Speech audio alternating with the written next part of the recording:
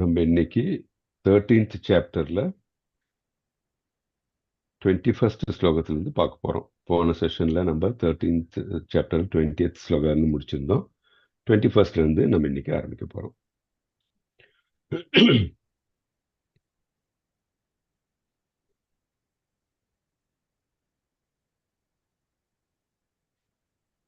முதல்ல பிரேயர்ஸ்ல ஆரம்பிக்கலாம்.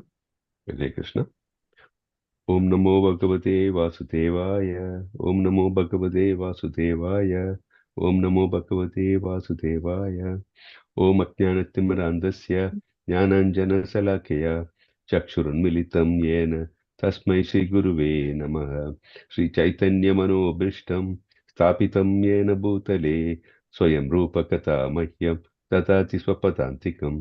हे कृष्णकरुणा सिन्धु दीनबन्धो जगत्पते गोपेश गोपिका कान्ता राधा कान्त नमस्तुते. तप्तकाञ्चन गौराङ्गी राधे वृन्दावनेश्वरी ऋषभानुसुते देवी प्रणमामि हरिप्रिये. वाञ्छाकल्पतरुभ्यश्च कृपासिन्धुभ्य एव च पतितानां पावनेभ्यो वैष्णवेभ्यो नमो नमः. नमो विष्णुपदाय कृष्णप्रस्थाय भूतले श्रीमते भक्तिवेदान्तस्वामिन् इति नामिनि. नमस्ते सरस्वती देवी गौरवाणी प्रचारिणी निर्विशेष शून्यवादी पाश्चात्य देशतारिणी. श्री कृष्ण चैतन्य प्रभु नित्यानंदा श्री अद्वैत गदाधरा श्रीवासादि गौरभक्तवृंदा. हरे कृष्णा कृष्ण कृष्णा हरे हरे हरे राम राम राम हरे हरे. हरे कृष्णा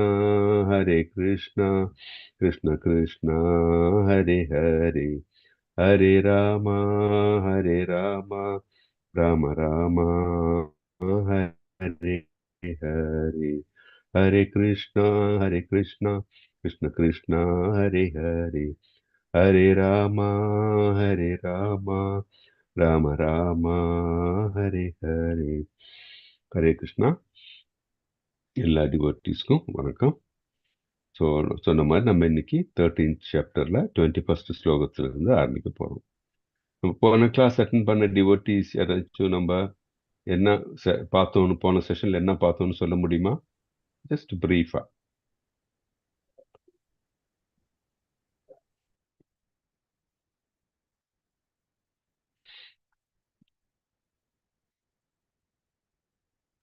என்ன பார்த்தோம் நம்ம?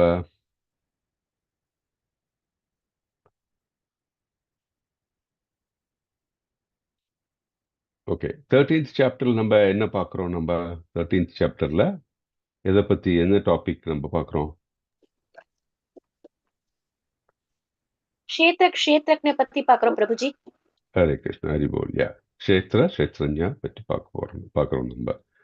ஸோ நம்ம இந்த சாப்டர், ஓகே, 13th சாப்டர்ல என்னன்னு ஒரு சின்ன சம்மரி சொல்றேன். ஸோ அப்போ அதுலேருந்து உங்களுக்கு ஒரு ஐடியா இந்த 13th சாப்டர்ல என்னன்னு தெரியும். ஸோ நான் போக போக என்னன்னா, நான் என்ன சஜஸ்ட் பண்றேன்னா, எல்லாரும் நம்ம அந்த கிளாஸ் முடிஞ்ச உடனே நம்ம என்ன பார்த்தோம்னு ஒரு வாட்டி ஒரு ப்ரஷ்அப் மைண்ட்ல ப்ரஷ்அப் பண்ணி பாயிண்ட் அவுட் பண்றது பெட்டர். அதே மாதிரி அடுத்த கிளாஸ்க்கு வரத்துக்கு முன்னாடி நீங்க அந்த அடுத்த ஒரு 10-15 ஸ்லோகம் ஒன்று நீங்க படிச்சுட்டு வந்தீங்கன்னா உங்களுக்கும் கொஞ்சம் ஈஸியா இருக்கும். என்னன்னா நம்ம ஏதாச்சும் டவுட் இருந்தால் அதை பத்தி பேசலாம்.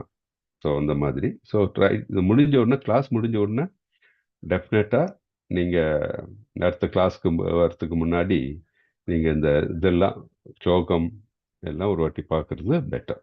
Okay, good. நம்ம இது சுருக்கம், இதுதான் சம்மரின்னு சொல்லும்போது 13வது சாப்டர்ல நம்ம 1லிருந்து 7 வரைக்கும் என்ன பார்த்தோம்னா, அறிவுத்திறம் வாய்ந்த ஒரு 7 கேள்விகள். பிரகிருதி, அப்புறம் ஜீவா, அப்புறம் என்ன க்ஷேத்ரஞா, இதை பற்றிய ஞானம், இதெல்லாம் நேயம், இதை பற்றி எல்லாம் அர்ஜுனர் என்னன்னு கேள்வி கேட்டாரு. அதற்கு கிருஷ்ணரும் பதில் கொடுத்தார். ஓகே. அப்புறம் 8லிருந்து 12வது ஸ்லோகம் வரைக்கும் ஞானம் என்னன்னா அதை எப்படி அடைவது அப்படின்னு பார்த்தோம் நம்ம. அப்புறம் 13லேருந்து 19 வரைக்கும் ஆத்மா பரமாத்மா அதை பத்தி தெரிஞ்சு அது என்ன வித்தியாசம் என்ன இதெல்லாம் பார்த்தோம் நம்ம. அப்புறம் இப்போ நம்ம 20லிருந்து 26 வரைக்கும் அனுபவிப்பாளர். ஸோ யார் வந்து பரமாத்மா பத்தி பார்க்க போறோம், புருஷோத்தமர் பத்தி பார்க்க போறோம் நம்ம. 27லேருந்து 35 வந்து ஞான சக்ஷுஷ், ஞான விஷன், வாட் இஸ் தட்னு அதை பத்தி பார்க்க போறோம். ஓகே, இன்னைக்கு இது ரெண்டும் நம்ம கவர் பண்ண பார்க்க போறோம். ஓகே. ஸோ 13.21 யாராச்சும் வாசிக்கிறீங்களா? ஹரே கிருஷ்ணா. யாராவது வாசிக்கிறீங்களா? ஹரே கிருஷ்ணா. நான் படிக்கிறேன் பிரபுஜி. ஹரே கிருஷ்ணா பிரபுஜி. படிங்க. ஹரே கிருஷ்ணா பிரபுஜி. ஹரே கிருஷ்ணா. காரிய காரண கர்த்தృత్వే ஹேது பிரகிருதி உச்சியதே புருஷः சுகதுः காணாம் போக்ருத்வே ஹேதுர் உச்சியதே. எல்லா செயல்களுக்கும் விளைவுகளுக்கும் இயற்கையே காரணமாக கூறப்படுகிறது. இருப்பினும் இவ்வுலகின் பல்வேறு இன்பத் துன்பங்களுக்கு உயிர் வாழியே காரணமாக கூறப்படுகின்றது. ஹரே கிருஷ்ணா பிரபுஜி. ஹரே கிருஷ்ணா. ஸோ எல்லா செயல்களுக்கும் விளைவுகளுக்கும் இயற்கையே காரணமாக கூறப்படுகிறது. இது எல்லா செயல்களுக்கும் காரணம் என்னன்னா இந்த இயற்கையினால தான் அப்படின்னு சொல்றோம் நம்ம. ஆனால் இருப்பினும் இவ்வுலகின் பல்வேறு இன்ப துன்பங்களுக்கு யாரு காரணம்? உயிர் வாழியே காரணம். எதனால? எனக்கு சொல்ல முடியுமா? எதனால வந்து உயிர் வாழி அது காரணம்? பற்றுதல் பிரபுஜி. பிரபுஜி. ஏன்னா இந்த முக்குணங்கள்ல உயிர் வாழிதான் அந்த முக்குணங்களால் பாதிக்கப்பட்டு அந்த செயல்களை செய்யறாங்க.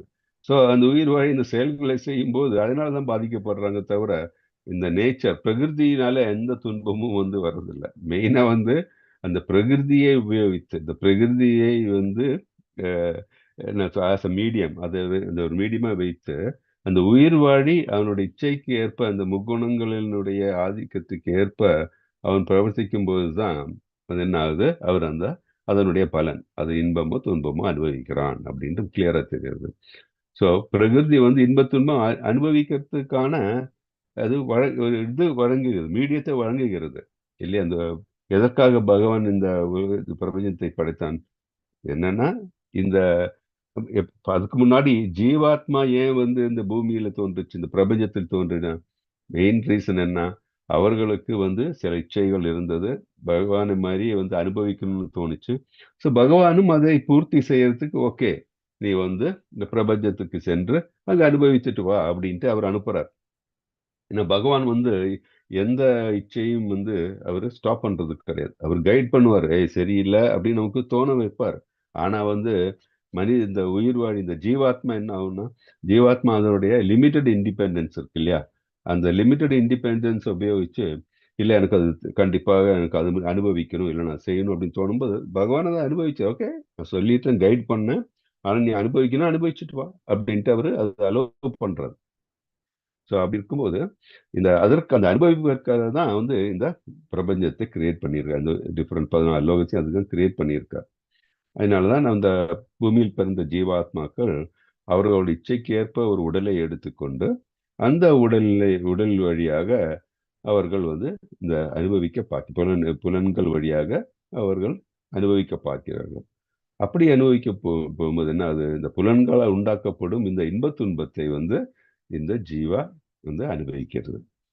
ஸோ அது எப்படி இந்த முக்குணங்களுக்கு ஏற்ப வந்து சத்துவ குணத்திலேயோ இல்லை ரஜோ குணத்திலேயோ தமோ குணத்திலே இருந்து அதை அனுபவிக்கிறார்கள் அப்படின்ட்டு நம்ம மனசுல வச்சிருக்கோம். ஸோ நமக்கு தெரியும் 84 லட்சம் உயிரினங்கள் இருக்கு இல்லையா, வேறுபட்ட உயிரினங்கள் இருக்கு. அதுல வந்து ஒரு குறிப்பிட்ட உடல் நமக்கு கிடைக்குது அப்படின்னு சொன்னா நம்மளோட இச்சையே எதுக்கு காரணம், நம்ம என்ன தேவை அப்படின்னு நம்ம மனசுல அது டிசைர் பண்ணும்போது அது மட்டும் இல்லாமல் நம்மளுடைய கர்ம பலன் அதற்கு ஏற்ப நமக்கு ஒரு உடல் கிடைக்கிறது.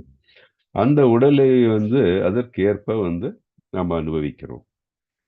ஸோ நம்ம அதனாலதான் சொல்றோம், நம்ம மனதில் எப்பவும் பகவான் இருந்ததுன்னா பகவானை சென்றடைய முடியும்.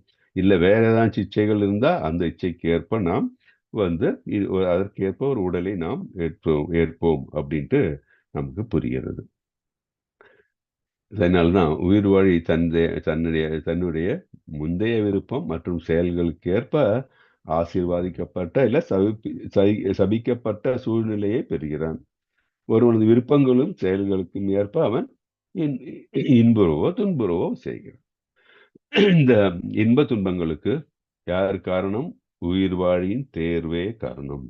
How we use our limited independence. நமக்கு இருக்கிற அந்த பகவான் அளித்திருக்குள்ள அந்த லிமிட்டட் இண்டிபெண்டன்ஸை எப்படி உபயோகிக்கணுன்றதுக்கு அந்த உயிர் வாழியை தான் ரெஸ்பான்சிபிலிட்டி. அதை வந்து நல்லதுக்கு உபயோகிக்கலாம், இல்லை தீமைக்கும் உபயோகிக்கலாம். கட்டுண்ட நிலையை ஏற்படுத்துறதுக்கு உபயோகிக்கலாம், இல்லை பகவானை சென்றடைகிறதுக்கு உபயோகிக்கலாம். அது வந்து அந்த ஜீவாத்மா கையில் தான் உள்ளது அப்படின்னு நம்ம இந்த ஸ்லோகத்துல தெரிஞ்சுக்கிறோம். ஓகே, 13.22 வாசிங்க. ஹரே கிருஷ்ணா பிரபுஜி. ஹரே கிருஷ்ண மாதாஜி. ஹரே கிருஷ்ணா. ஹரே புருஷக பிரகிருதிஸ்தோ ஹி முக்தே பிரகிருதி ஜான் குணான் காரணம் குணசங்கோஸ்ய சத் அசத்யோனி ஜன்மசு. ஹரே கிருஷ்ணா. ஹரே கிருஷ்ண மாதாஜி. இதுவும் படிச்சிருங்க மாதாஜி, டிரான்ஸ்லேஷனும். இவ்வாறாக ஜட இயற்கையில் உள்ள உயிர் வாழி இயற்கையின் முக்குணங்களை அனுபவித்துக் கொண்டு வாழ்வின் வழிகளை பின்பற்றுகிறான். இவை ஜட இயற்கையின் தொடர்பினால் ஏற்படுவது. இவ்வாறு பல்வேறு இனங்களில் அவன் நன்மை தீமைகளை சந்திக்கிறான். ஹரே கிருஷ்ணா பிரபுஜி. ஹரே கிருஷ்ண மாதாஜி. ஸோ கண்டினியூவேஷன் இல்லையா? இவ்வாறாக என்ன, ஜட இயற்கையில் உள்ள உயிர் வாழி இயற்கையின் முக்குணங்களை அனுபவித்துக் கொண்டு வாழ்வின் வழிகளை பின்பற்றுகிறான். இவை ஜட இயற்கையின் தொடர்பினால் ஏற்படுபவை. இவ்வாறு பல்வேறு இனங்களில் அவன் நன்மை தீமைகளை சந்திக்கிறான். நமக்கு தெரியும், போன செஷன்ல பார்க்கும்போது நம்ம எப்படி உருவாகி இந்த உடல் கிடைச்சிருக்கு, நம்ம ஒரு உடல் எடுத்திருக்கிறோம். ஆனா எப்படி நமக்கான ஜீவாத்மாக்கும் இந்த உடலுக்கு எப்படி கனெக்ஷன் அப்படின்னு சொன்னா, ஜீவாத்மா வந்து இந்த உடலில் இந்த பிரபஞ்சத்தில் இயங்கிறதுக்கு இந்த 14 உலகத்துல இருந்து ஏதோ ஒரு உலகத்தில் இந்த நம்ம வந்து இயங்கிறதுக்கு காரணம் என்னன்னா, அது நமக்கு கிடைக்கக்கூடிய அந்த பாடி, அந்த உடல் இல்லையா, அந்த ஜடம். அதனாலதான் சொல்றாங்களா, எப்படி 84 லட்சம் ஸ்பீசிஸ் நம்ம போன இதில் பார்த்தோம். ஸோ மீன் வழி இருக்கும், இல்லை வந்து பிளான்ஸா இருக்கலாம், தாவரங்களா இருக்கலாம், இல்லை வந்து ஊர்வன அந்த மாதிரி இருக்கலாம், இல்லை வந்து பேர்ட்ஸ் பறவைகள் இருக்கலாம், அப்புறம் வந்து அனிமல்ஸ், அதுக்கப்புறம் மனிதன். ஸோ இந்த லெவல்ல ஒவ்வொன்றா உயர்ந்து வந்தால் மனித பிறவியே கிடைக்குது. ரொம்ப அரிதானது. இந்த மனித பிறவி கிடைக்கிறதுக்கு வந்து பல கோடி இது நம்ம ஜென்மங்கள் எடுக்க வேண்டிய நிலை இருக்கிறது. ஸோ நம்ம இந்த உயிர் வாழி அவர் வந்து இந்த தோன்றும் பொழுது என்ன மனதில் நினைத்திருக்கிறோம், என்ன வந்து அவருடைய என்ன டிசையர் இருந்திருக்கோ அதை பூர்த்தி செய்யறதுக்கு அதற்கேற்ப இருக்கிற உடலை எடுத்துக்கிறார். நம்ம பார்த்த மாதிரி இந்த முக்குணங்களை அனுபவித்துக்கொண்டு, இந்த முக்குணங்கள்ல சப்போஸ் வந்து ஒரு உயிர் வாழி வந்து ரொம்ப சத்விக்கும், நல்லதே மனதில் நினைத்து கொண்டு சத்துவ குணத்தில் இருக்கிற மாதிரி இருக்கிற செய்கைகளை பிரியப்பட்டால் சத்துவ குணத்தில் இருப்பாங்க. இல்லை வந்து சிலவங்க பார்த்தா எல்லாம் அனுபவிக்கணும், புலன் இன்பத்தில் மூழ்கி எல்லாம் அனுபவிக்க வேண்டும். அதே மாதிரி அனுபவிக்கும் போது மற்றவர்களுக்கு தீங்கு நினைத்து கொண்டு, நம்ம வேதங்கள்ல சொல்லியிருக்கு இல்லையா, என்ன, தட் இஸ் அகர்மா, கர்மா, அப்புறம் விகர்மா, தட் இஸ் வேதங்களுக்கு கூறப்பட்டுள்ள தகாத செயல்கள் உண்டு. என்ன தகாத செயல்கள்? ரெகுலேட்டிவ் பிரின்சிபிள்ஸ் ஃபாலோ பண்ணாம மற்றவர்களுக்கு வந்து ஹிம்சை செய்து கொண்டு அந்த மாதிரி இருந்தால் அதே அசுர குணம் எல்லாம் படைத்து செய்து கொள்ளும் போது என்ன, தமசி குணத்துல இருக்கார் இல்லையா? கொஞ்சம் கூட உணர்வு பெற்று அவர் வந்து இருக்கும்போது அவர் ராஜசிக் குணத்துல இருக்கார். உயர்ந்த குணம் எது? தட் இஸ் நமக்கு வந்து என்ன குணம்? உயர்ந்த குணம் என்ன? இந்த முக்குணங்கள உயர்ந்த குணம் என்ன? ஆமா, இந்த முக்குணங்கள் பத்தாது நமக்கு பகவானை சென்றடையறதுக்கு. அதற்கும் சத்துவ குணத்துக்கும் மேலாக உள்ள சுத்த சத்துவ நிலையை அடைய வேண்டும். சத்துவ குணத்துக்கும் சுத்த சத்துவத்துக்கும் என்ன வித்தியாசம்? ஹரே கிருஷ்ணா பிரபுஜி. சொல்லுங்க பிரபு. இது என்னன்னா, சுத்த சத்துவம்னாக்கா whatever we do should be offered to Lord Krishna. ஆமா ஆமா, நம்ம எது செய்தாலும். கரெக்ட் பிரபு, ஹரி போல். ஏன்னா நம்ம எது செய்தாலும், ஹரே கிருஷ்ணா, நம்ம எது செய்தாலும் நம்ம வந்து சத்துவகுணத்தில் நல்லது செய்ய நினைத்தால் கூட அந்த நல்லது செய்யும்போது அது தனக்காக எனக்கு நல்ல இப்போ வந்து ஒரு எக்ஸாம்பிள் சொல்ல போனா ஒரு ஃப்ளட்ஸ் வருது இல்லை அந்த மாதிரி இருக்கிற டைம்ல நம்ம போய் வந்து எல்லாருக்கும் ஹெல்ப் பண்ண பார்க்குறோம். அது ஹெல்ப் பண்ண பார்க்கறது நல்ல குணம் தான், சத்துவ குணம் தான். ஆனால் அதை ஹெல்ப் பண்ணும்போது அது இன்னார் செய்தார் அப்படின்ட்டு அதை போடுவாங்க இல்லையா, சிலவங்க ஃபுட் பேக்கெட்ஸ் கொடுக்கும்போது அதில் வந்து டொனேட்டட் பை இல்லை வந்து காம்ப்ளிமெண்ட்ஸ் ஃப்ரம் அப்படின்லாம் போடுறாங்க இல்லையா. அப்போ நான் தனக்கு பெருமை வேண்டும் என்று செய்கிறேன். அப்போ அது என்ன ஆகுது, அது வந்து தட் இஸ் சுத்த சத்துவம் சொல்ல முடியாது. அது தனக்காக செய்யக்கூடிய எல்லாம் வந்து பார்த்தீங்கன்னா பலநோக்கு செயல், பலனை நோக்கி கொண்டு செய்யக்கூடிய காரியங்கள். அது வந்து கண்டிப்பாக பகவானை சென்றடையறதுக்கு ஏதுவாகுது. அது நம்ம அது ஹெல்ப் இல்லாம பண்ணணும். அது இல்லாம பலனையும் எதிர்பார்க்கப்படாது பல பிரபுஜி. அதுதான் இதெல்லாம் தான் பல நோக்கு செயல் சொல்றோம். நமக்கு ஹரே ஒரு கிருஷ்ணா. இது மாதிரி நம்மளுடைய பேரு இல்லை நம்ம இதுக்காக ஏதாவது ஒரு உள்நோக்கம் வச்சு நம்ம செய்தோம்னா அது வந்து சரி கிடையாது. அதெல்லாம் பல நோக்கு செயல்கள். பல நோக்கு செயல் செய்யும்போது என்ன, கட்டுண்ட நெல்லில் வந்துடுறோம். திரும்பியும் வந்து நம்ம நல்லது செய்யும்போது அதற்காக வந்து நமக்கு சில நல்ல காரியங்கள் நடந்தால் கூட அது பெர்மனன்ட் கிடையாது. மீண்டும் நாம் விழுந்து விடுவோம். ஆனால் சுத்த சத்துவம் பிரபுஜி சொன்ன மாதிரி நம்ம எது செய்தாலும் பகவானுக்காக, பகவானை திருப்திப்படுத்தக்கூடிய செயல்கள், அகர்ம நிலையில் செய்யக்கூடிய செயல்கள் செய்யும் பொழுது நம்ம வந்து சுத்த தத்துவ நிலையில் வருவோம்.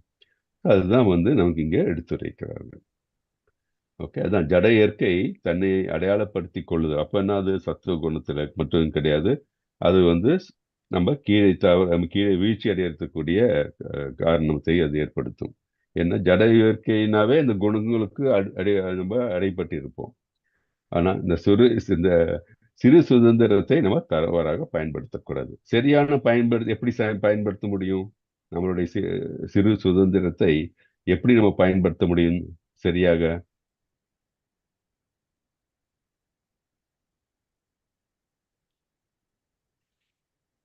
எப்படி?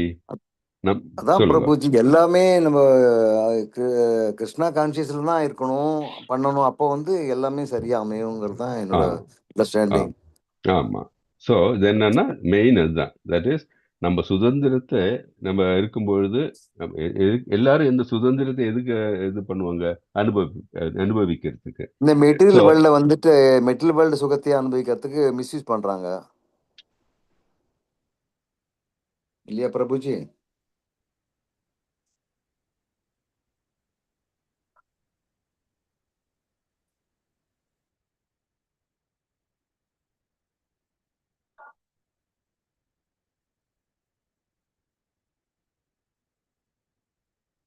ஆமா, கொண்டு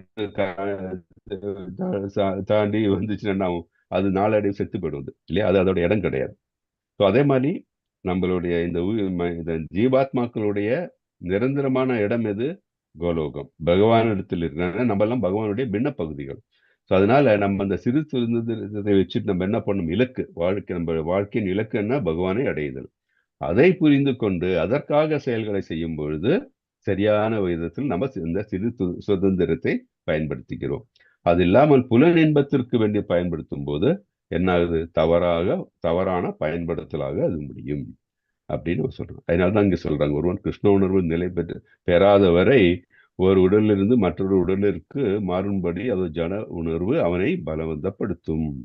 ஏனெனில் நினைவுக்கு எட்டாத காலம் முதல் அவனிடம் ஜட ஆசைகள் உள்ளன அப்படின்ட்டு நம்ம தெரிஞ்சுக்கிறோம். ஓகே, 13.23 யார் வாசிக்கிறீங்க? ஹரே கிருஷ்ணா பிரபுஜி. படிங்க.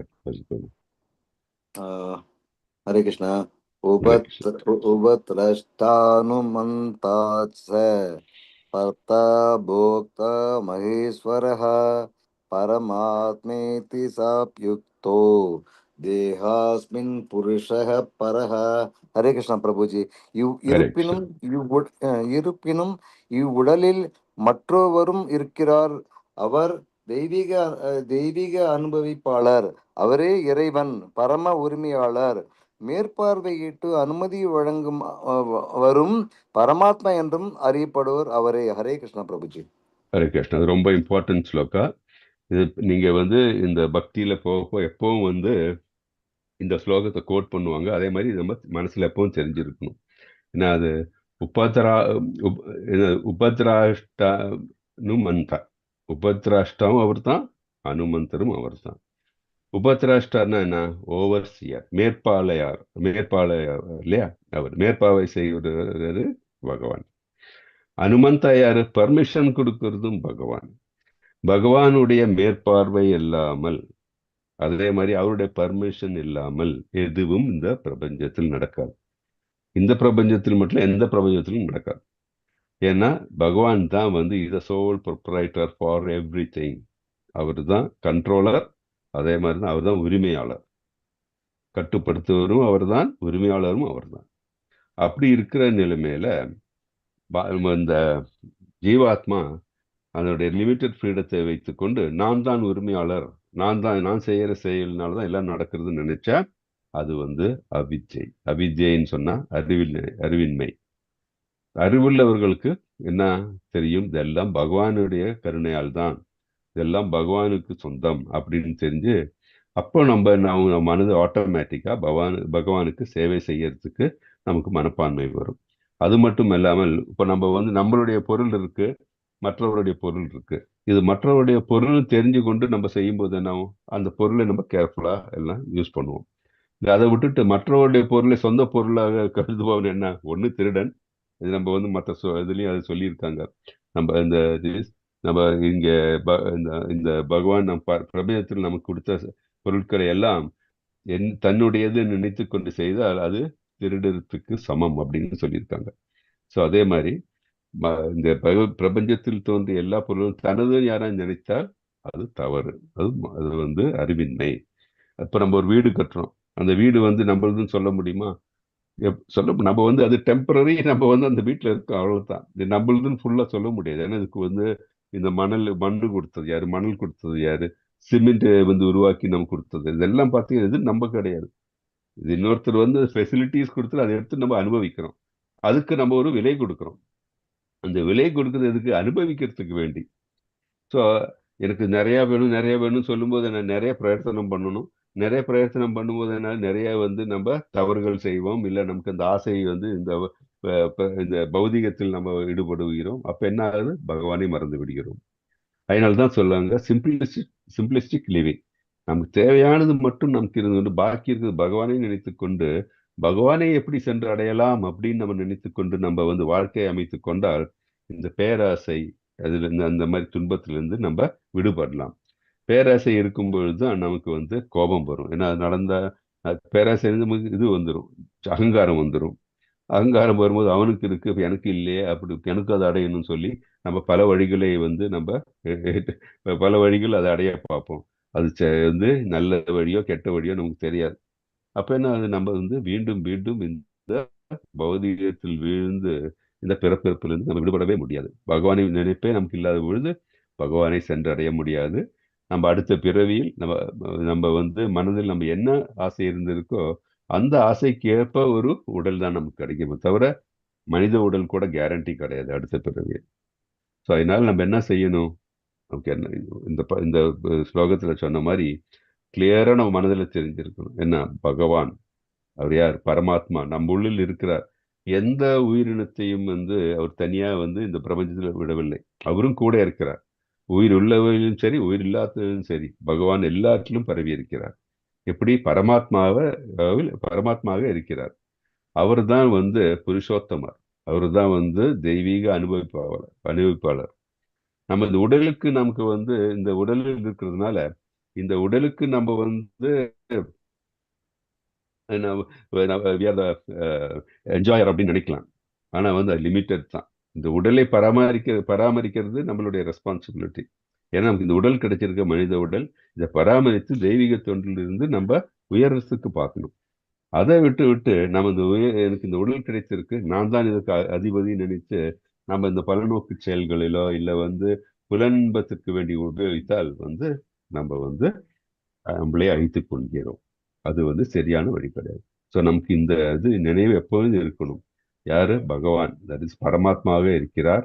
அவர் தான் வந்து நமக்கு வந்து நமக்கு எல்லாத்துக்கும் வந்து பர்மிஷன் கொடுக்கிறார், எல்லாத்தையும் வந்து அவர் பார்க்கிறார், ஓவர்சீ பண்றாரு அப்படின்ட்டு நம்ம மனதில் நினைத்து கொண்டோம் என்றால் நம்ம வந்து எந்த தவறும் செய்ய மாட்டோம். ஸோ இதுல வந்து மெயின் என்னன்னு என்ன நமக்கு இதுல இருந்து புரிகிறதுன்னா, அவர் தான் வந்து எப்படி ஒரு கேமரா சிசிடிவி மாதிரி நம்ம எது செய்தாலும் வந்து அவர் அதை பார்த்து கொண்டிருக்கிறார் அப்படின்னு நமக்கு தெரியும். தட் இஸ் நம்ம நினைப்போம் தனியா இருந்துட்டு "நான் யாரும் பார்க்கறது இல்லை, நம்ம எது வேணா பண்ணலாம், யாருக்கும் தெரியாதுன்ட்டு." அது தவறு.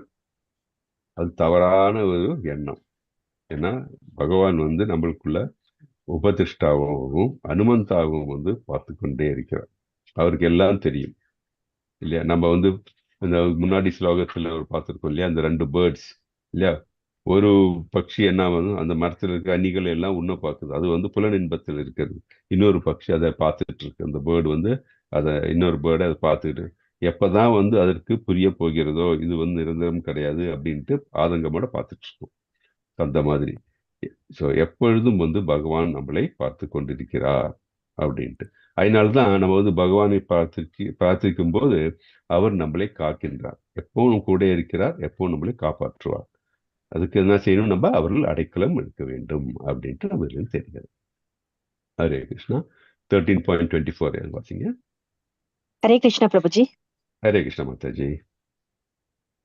யயேவம் வேத்தி புருஷம் பிரகிருதிம் ச குணை சஹ சர்வதா வர்த்தமானோபி நச பூயோபி ஜாயதே. ஜட இயற்கை, உயிர்வாழி குணங்களுடனான இவற்றின் உறவு ஆகியவற்றை பற்றிய இந்த தத்துவத்தை புரிந்து கொள்பவன் நிச்சயமாக முக்தி அடைகின்றான்.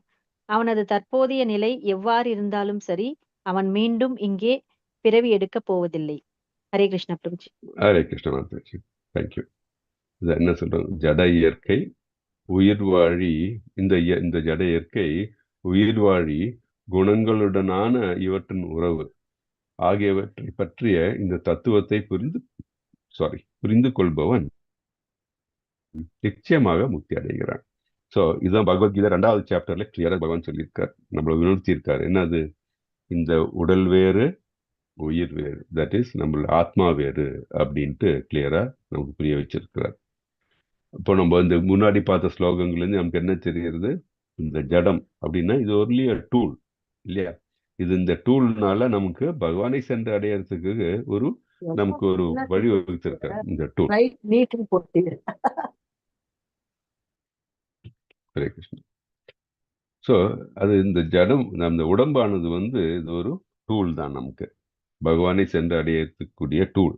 ஆனால் அதை வந்து நம்ம வேற மாதிரி இதை உபயோகிக்க கூடாது. ஸோ எப்படி நம்ம வந்து நல்லதில் உபயோகிப்போம் அப்படின்னு பார்த்தா, இந்த டிஃபரன்ஸ், இந்த ஜடத்துக்கும் இந்த உயிருக்கும் நம்மளுடைய ஆத்மாக்கும் ஜீவனுக்கும் இந்த ஜடத்துக்கும் உடம்புக்கும் அந்த வித்தியாசம் தெரியணும். என்ன பண்ணுவாங்கன்னா, இந்த ஜடத்தை வந்து தட் இஸ் எதுக்கு யூஸ் பண்ணுவாங்க, பகவான். ஸோ இந்த தத்துவத்தை புரியும் போது நிச்சயமாக என்ன ஆகுது, முக்தி அடைய முடியும். முக்தினா என்ன, பகவானுடைய சந்ததியில் பகவானுடைய ராஜ்யத்துக்கு செல்ல முடியும் என்பது. எதிலிருந்து முக்தி கிடைக்கிறது, பிறப்பு இறப்பு என்பதிலிருந்து முக்தி கிடைக்கிறது நமக்கு. ஸோ இது யாருக்கு தெரியும், ஒரு பக்தனுக்கு தெரியும். ஸோ இந்த பர்பஸ், நம்மளுடைய வாழ்க்கையின் குறிக்கோள் என்ன இருக்கணும்னா பகவானை சென்றடைய இருக்குது. ஸோ அவனுடைய தற்போதைய நிலை என்னவானாலும் சரி, அவனுக்கு இது புரியாம இருந்தாலும் சரி, அவன் வந்து பாவங்கள் செய்திருந்தாலும் சரி, அவன் வந்து மீண்டும் பிறவி எடுக்காமல் இருக்க வேண்டும் என்றால் என்ன, பகவானை வைத்து அவன் மனதுருகி பகவானே அப்படின்ட்டு பகவானின் சரணடைந்தால், ஒரு வாட்டி சரணடைந்தால் கூட போதும். அதுதான் சொல்லுவாங்க இல்லையா, பகவானுடைய ஹரிநாமத்தை சுத்தமாக ஒரு தடவை சொன்னாங்க போதும், பகவான் வந்து அவங்களை வந்து அவங்களுக்கு வந்து முக்தி கொடுப்பார் அப்படின்ட்டு. அதுக்கு ஏதாச்சும் எக்ஸாம்பிள் சொல்ல முடியுமா? பகவானை வந்து எக்ஸாக்ட்லி அஜாமிலனுடைய கதை. அப்புறம் வேற ஏதாச்சும் எக்ஸாம்பிள் சொல்ல முடியுமா? தவறு செய்து கொண்டு இருக்கலாம், ஆனால் பகவானை நினைத்த பிறகு பகவானின் சன்னதியில் செல்ல முடிஞ்சது அவங்களுக்கு. வேற யாராச்சும் எக்ஸாம்பிள் இருக்கா?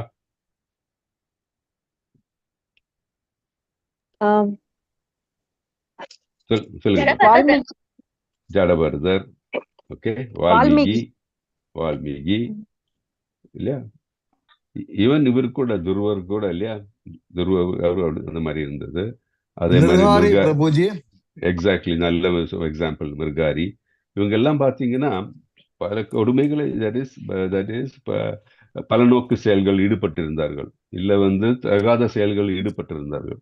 ஆனால் வந்து பகவானை நினைத்த பிறகு பகவானே அப்படின்ட்டு அவர்கள் சரணடையும் பொழுது எல்லாருக்கும் முக்தி கிடைத்தது. So, அதனால நாம வருத்தப்பட வேண்டிய அவசியம் இல்லை. இது வரைக்கும் எப்படி இருந்தோம்னு பிரச்சனை இல்லை. ஆனால் இனி எப்படி இருக்க போறோம்? ஸோ பகவானை வந்து நாம் கம்ப்ளீட் அவர்கள் சரணடைந்து நம்ம இந்த பக்தி தொண்டில் இருந்து பகவானை நினைத்து கொண்டால், நம்மளோட புலன்களை எல்லாம் பகவானுக்காக செயல்பட்டால் நம்ம வந்து கண்டிப்பாக பகவானுக்கு சென்றடைய முடியும். அதுதான் சொல்றாங்க, இந்த ஞானத்தினால் அடையும் பலன் என்ன? பகவானை சென்றடைய முடியும். ஸோ இந்த பிறவி எடுக்க வேண்டிய அவசியம் இல்லை.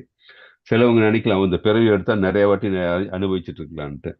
ஒரு கொஸ்டின் எல்லாருக்கும் அந்த மாதிரி நினைக்கிறவங்களுக்கு என்னன்னா, நம்ம வந்து ஏதாச்சும் ஒன்று அடையணும்னு சொன்னா அதை ஈஸியா அடைய முடியுமா? அதற்கு நம்ம துன்பப்பட வேண்டியதுதான் இல்லையா? கண்டிப்பாக துன்பப்படணும்.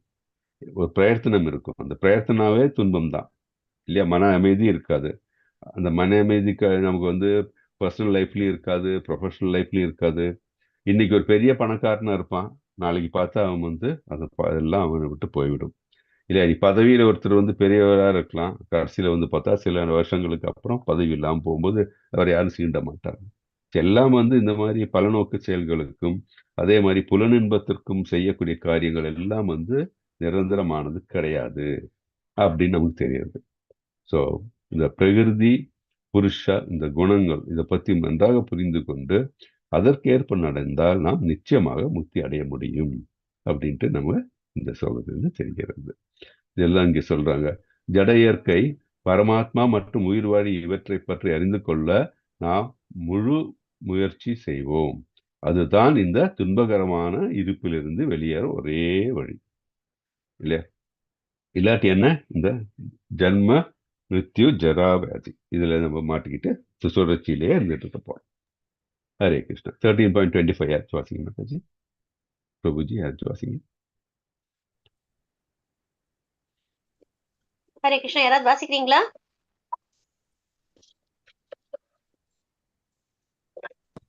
ஹரே கிருஷ்ணா. வாசிக்கிறேன். ஆல்பபெட்டிக்கல் ஆர்டர்ல வாசிங்க. இங்க இங்க இங்க சாரி இங்க ஆல்பபெட்டிக்கல் ஆர்டர்ல வாசிங்களேன். ஏல யாரும் இல்லைன்னா பில இல்லைன்னா சில இருக்கிறவங்க வாசிங்க. ஏல அமராவதி மாதாஜி நீங்க வாசிங்க மாதாஜி. அப்புறம் பாக்யலட்சுமி மாதாஜி வாசிங்க.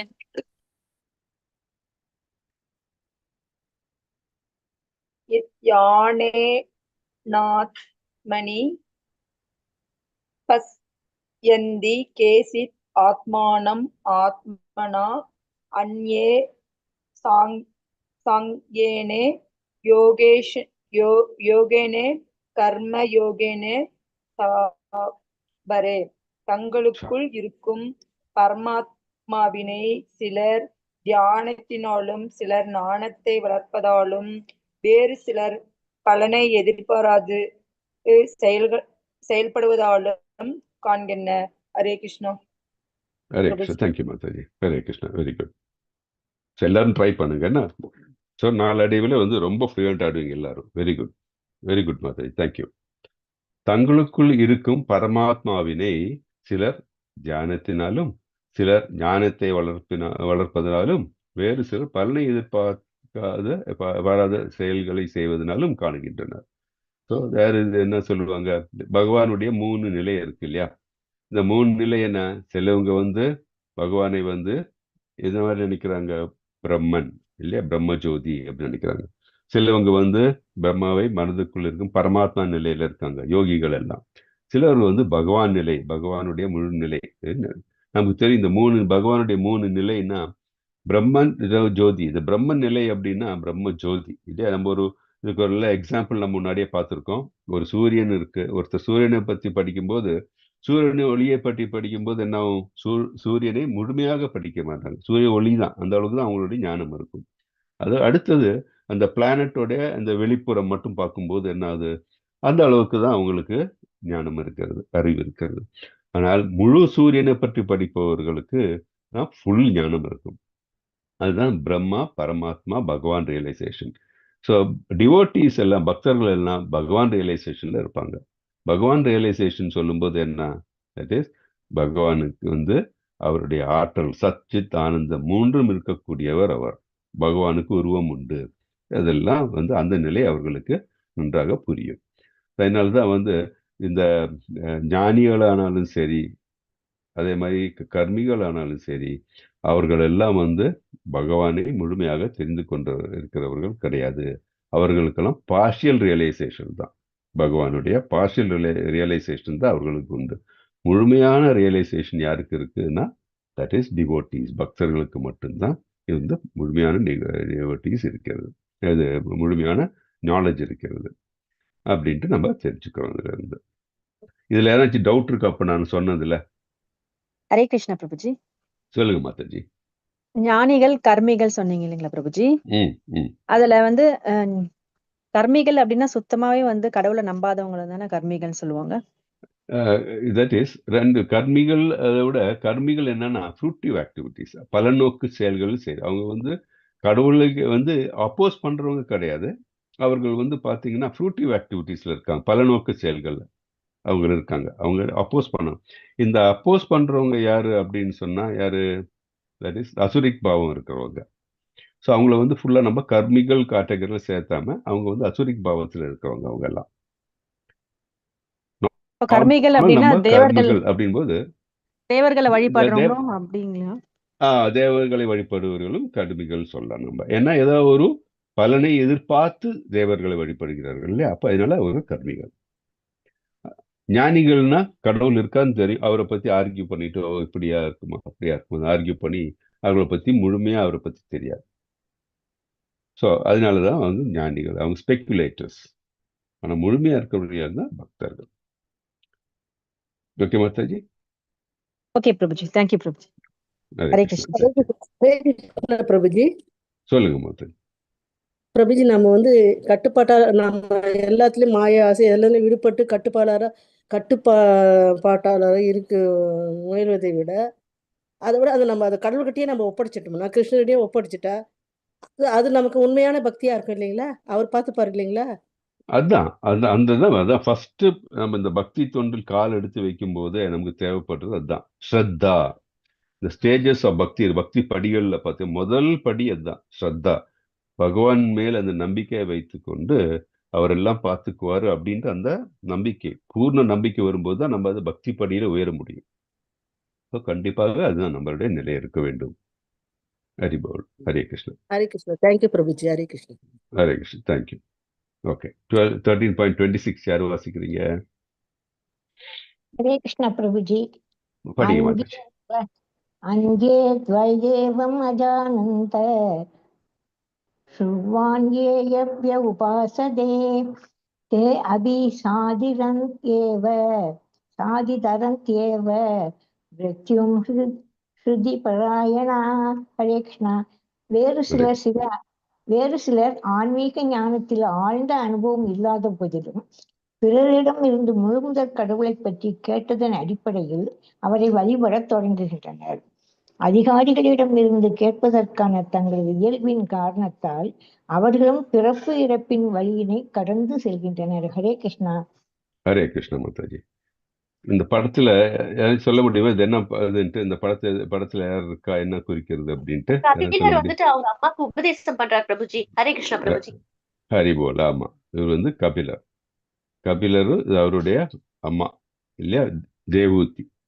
அவருக்கு வந்து இது கொடுக்குற உபதேசம் பண்றாரு. ஸோ அவங்க அம்மா வந்து முதல்ல அவங்களுக்கு வந்து இந்த பக்தி தொண்டில் அவ்வளோ இது இல்லைன்னாலும் கூட, தட் இஸ் அவங்களுடைய பிள்ளை தான் வந்து இவர் கபிலர். ஸோ கபிலருடைய உபதேசத்தை அவங்க கேட்குறாங்க.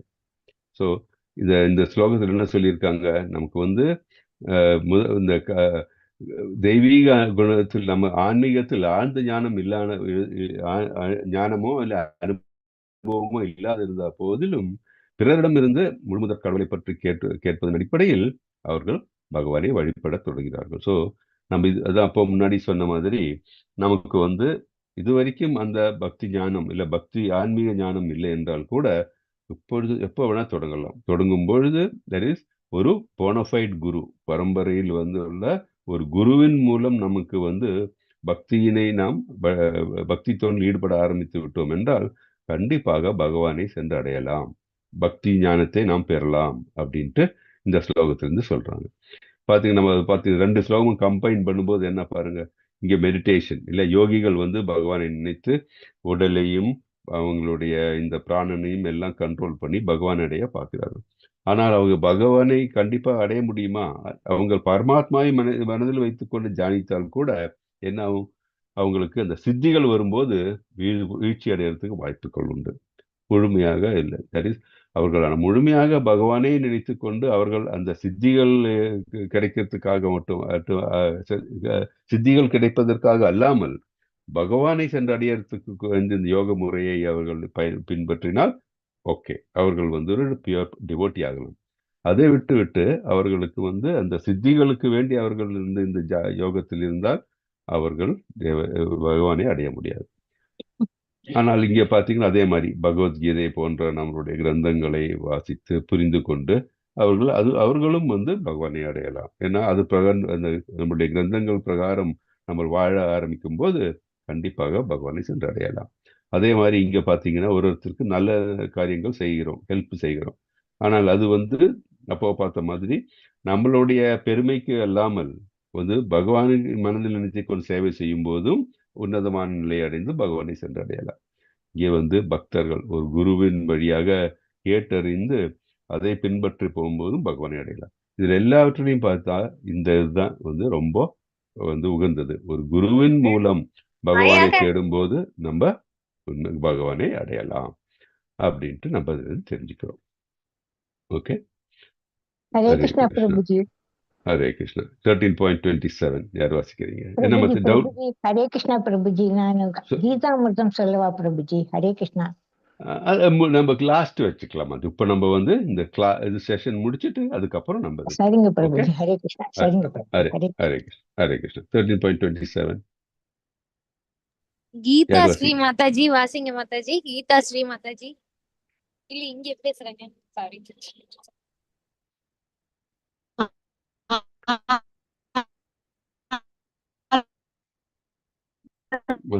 மாதாஜியோட கனெக்ஷன் கொஞ்சம் இதா இருக்கு இருக்குல்ல.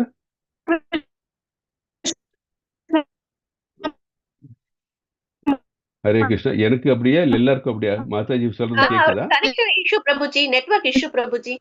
Okay okay okay. Geeta Shri மாதாஜி உங்க நெட்வொர்க் சரியில்லை போல் இருக்கு, கேட்கல. மாதாஜி கொஞ்சம் நெட்வொர்க் செக் பண்ணிட்டு அப்புறம் அடுத்த ஸ்லோகம் சொல்றீங்களா? இப்போ இது வேற யாராச்சும் படிங்க. மாதாஜி கீதா ஸ்ரீ மாதாஜி நெட்வொர்க் ஒன்று செக் பண்ணிட்டு அடுத்தது படிக்கட்டும். ஓகே, வேற யார் படிக்கிறீங்க இப்போ? இந்துமதி மாதாஜி படிங்க மாதாஜி. எஸ் மாதாஜி. யாவா சஞ்சாயத்தே கிஞ்சித் சத்வம் ஸ்தாவர் ஜங்கமம் க்ஷேத்ர க்ஷேத்ரஜ்ஞ சம்யோகா தத்வித்தி பரதஷப. பாரதர்களின் தலைவனே, அசைவன அசையாதவை என்ன எதையெல்லாம் நீ காண்கிறாயோ அவையெல்லாம் செயல்களின் களமும் களத்தை அறிபவனும் இணைந்த கலவையே ஆகும். ஹரே கிருஷ்ணா. ஹரே கிருஷ்ணா. ரொம்ப முக்கியமானது இல்லையா? என்ன சொல்றார்? பரதர்களின் தலைவனே அப்படின்னு அர்ஜுன் சொல்றார் இல்லையா கிருஷ்ணர். அசைவன அசையாதவை என எதையெல்லாம் நீ காண்கின்றாயோ, இந்த பிரபஞ்சத்தில் பரவியுள்ள எல்லாம், உயிர் உள்ளவும் சரி உயிர் அற்றவும் சரி, அவை எல்லாம் செயல்களின் களமும் களத்தை அறிபவனும் இணைந்த கலவையாகும். அதுக்கு அர்த்தம் என்ன? தட் இஸ் இந்த பிரகிருதி இல்லையா, எலிமெண்ட்ஸ் சொல்லுவோம், 24 எலிமெண்ட்ஸ் சொல்லுவோம் நம்ம. அந்த எலிமெண்ட்ஸ்ல தட் இஸ் எலிமெண்ட்ஸ் எல்லாம் சேர்ந்ததும் அதே மாதிரி களத்தை அறிபவன் யாரு? புருஷோத்தமர் இல்லையா, பரமாத்மாவா இருக்கிறவர். ஸோ பரமாத்மா நம்ம அப்போ சொன்ன மாதிரி எல்லாவற்றிலும் பரவியுள்ளார். பரமாத்மா வந்து உயிர் உள்ளவையிலும் சரி உயிரற்றவையிலும் சரி பரமாத்மா இருக்கிறார் அப்படின்றது வந்து தெளிவாக தெரிகிறது நமக்கு. அதே மாதிரி பரதர்களின் தலைவனே, அசைவன் அசைவ எல்லாம் நீ இது 2 வாட்டி சொல்லியிருக்காங்களா? சரி. ஸோ எல்லா இடத்திலும் பகவான் பறந்து எப்படி இருக்கிறார்? பரமாத்மாவே இருக்கிறார். அதனாலதான் நம்ம இந்த முன்னாடி பார்த்த ஸ்லோகத்தை சொன்ன மாதிரி என்ன நடந்தாலும் எது நடந்தாலும் பகவானுக்கு கிளியரா தெரியும். ஓகே, ஸோ யாராலும் பகவானுக்கு தெரியாம எதுவும் செய்ய முடியும்னு யாரும் நினைக்க முடியாது. ஓகே, எப்படி இதெல்லாம் வந்து நடக்கிறது அப்படின்னா அவருடைய எப்படி இதெல்லாம் கிரியேட் ஆயிடுச்சுன்னு பார்த்தா அவருடைய சக்தி, அந்தரங்க சக்தினால வந்து இந்த உயிர்வாழிகள் எல்லாம் கிரியேட் ஆயிருக்கு. அதே மாதிரி இந்த ஜட உலகில் இருக்கிற காரியங்கள் எல்லாம் எப்படி அவருடைய பகிரங்க சக்தி, தட் இஸ் எக்ஸ்டர்னல் எனர்ஜியில வந்து உருவாகி இருக்கிறது. இப்போ ஒரு சயின்டிஸ்ட் வந்து இந்த படத்துல பார்த்தோம் ஏதாச்சும் கிரியேட் பண்ணும்போது அவருக்கு அந்த அறிவை யாருக்கு கொடுத்தா? பகவான் தான் கொடுத்துருக்கார். அது இல்லாம வந்து சயின்டிஸ்ட்னால ஒன்றும் பண்ண முடியாது.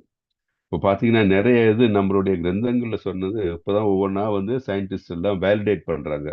இதுக்கு முன்னாடி வந்து அவங்க ஒன்றும் இல்லைன்னு நினச்சிட்டு இருக்காங்க. ஒவ்வொன்றா வந்து சயின்டிஸ்ட் வந்து அவங்க எல்லாம் வந்து ஒவ்வொன்றா வேலிடேட் பண்ணிட்டு இருக்காங்க. ஸோ இந்த சயின்டிஸ்ட்க்கு யார் அறிவு கொடுக்குறான்னு பார்த்தா பகவான் தான். ஸோ அதனால் நமக்கு கிளியராக தெரியும் ஜடவுலகில் இருக்கிறது எல்லாவற்றிலும் வந்து பகவான் விற்றுள்ளார்.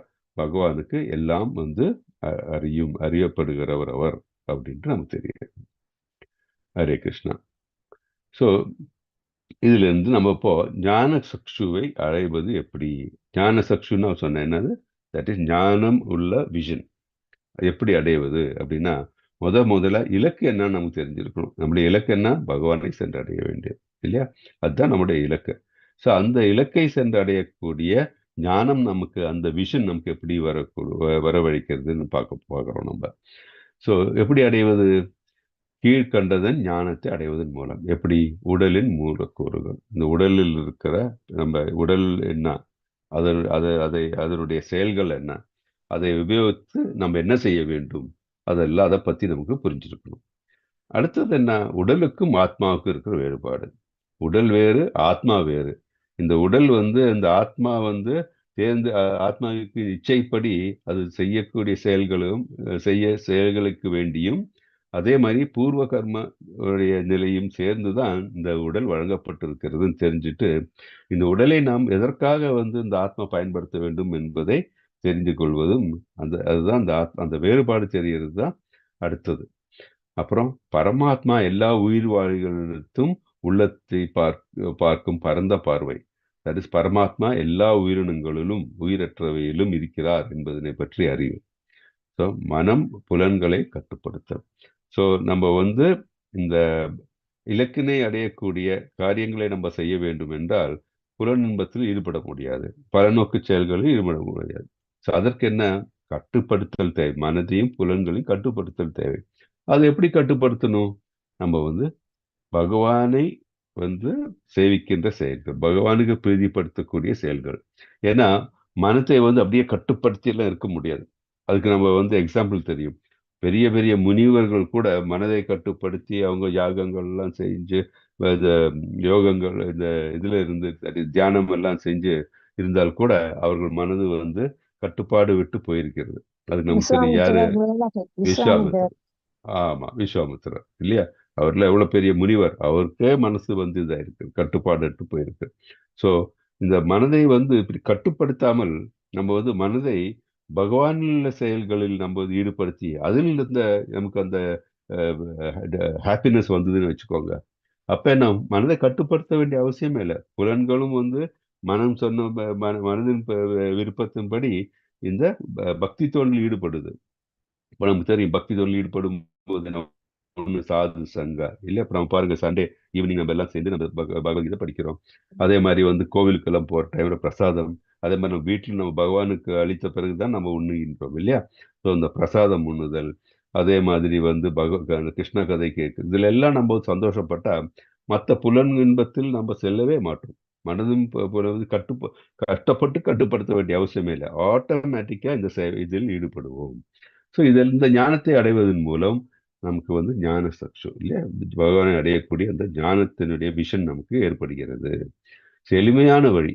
ஸோ ரொம்ப இப்போ காசு பணம் எல்லாம் இருந்தால் நம்ம அதை இன்னும் சேர்க்கறதுக்கு தான் மனசுல. எளிமையாக தேவைக்கு ஏற்பட்ட வாழ்க்கைக்கு தேவைப்படுற மாதிரி நம்ம வாழ்ந்தால், மற்றவனை கண்டு பொறாமைப்பட்டு அதே மாதிரி நான் அடையணும்னு சொல்லி அப்படி நினைக்காம நம்ம எளிமையாக வாழ்ந்தால் கண்டிப்பாக பகவானில் ஈடுபட முடியும். பகவான் சேவையில் ஈடுபடும் போது நாம் வந்து அந்த ஞானத்தை பெறுகிறோம்.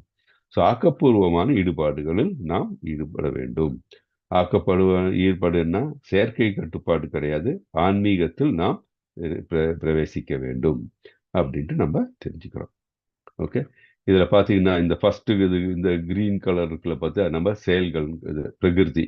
இந்த லைட்டில் பார்த்தோம்னா வந்து களத்தை அறிபவன் ஸ்ரேத்திரஞர். இந்த நடுவில் இருக்கிறது பார்த்து ரெண்டையும் தெரிஞ்சுக்கிறோம். ரெண்டையும் தெரிஞ்சுக்கிட்டா கண்டிப்பாக நம்ம வந்து பகவானை சென்றடைய முடியும் அப்படின்னு நம்ம சொல்றோம். சாதாரண மனிதர்களுக்கு இது இல்லையா, உன்னத ஆத்மாக்கள் கண்டிப்பாக அவர்களுக்கு இதெல்லாம் தெரியும். தட் இஸ் சேத்திரங்கள் இதை செயல்கள் காலத்தை பற்றி நன்றாக தெரியும், புருஷரை பற்றி நன்றாக அவர்களாம் உன்னத ஆத்மா. ஆனால் நமக்கு வந்து பார்த்தீங்கன்னா இது ரெண்டும் நம்ம புரிய புரிய புரிய பகவானை சென்றடைகிறதுக்கு வழி உண்டாகும். பார்த்தீங்களா, எல்லாம் இந்த ஸ்டேஜஸ் இருக்கு, பலதரப்பட்டமான உயிரினங்கள் இருக்கு. கடைசியில பகவானை சென்று அடையணும் என்ற நோக்கம் இருந்து விட்டால் நாம் பகவானை சென்றடைவோம் அப்படின்னு தெரியும். ஸோ அசைவன அசையாதவை, உடல் அல்லது உயிர், ஜடம் அல்லது ஆன்மீகம், இதுக்கு எல்லாவற்றுக்கும் மூலம் யார்? கிருஷ்ணர் தான் அப்படின்னு நமக்கு தெரியும். 28 வாசி. ஜானகிராமன் பிரபுஜி வாசிங்க பிரபுஜி.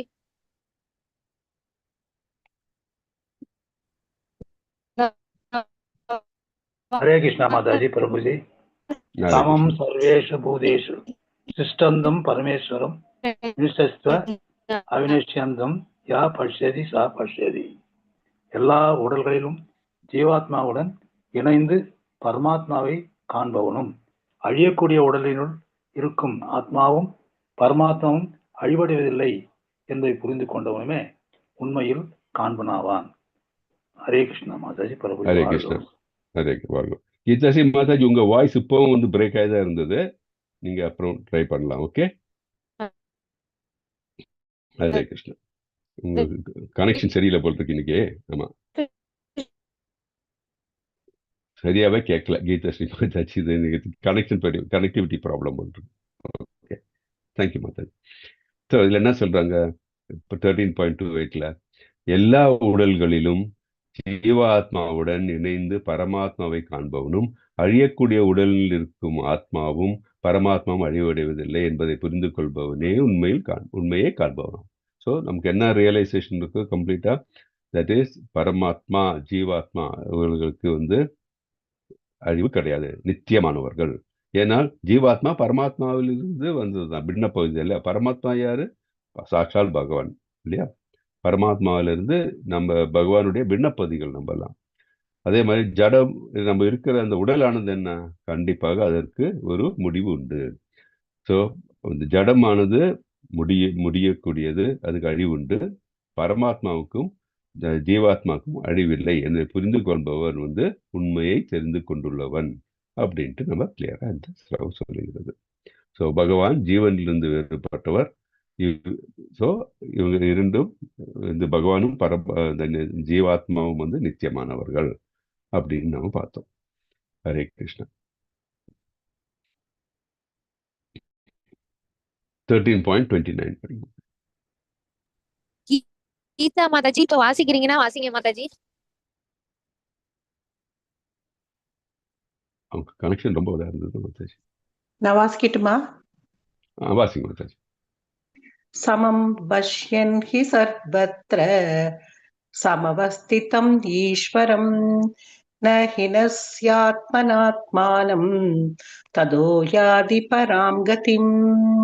பரமாத்மா எல்லா இடங்களிலும் எல்லா உயிர்வாழியிலும் சமமாக வீற்றிருப்பதை காண்பவன் தனது மனதால் தன்னை இழிவுபடுத்திக் கொள்வது இல்லை.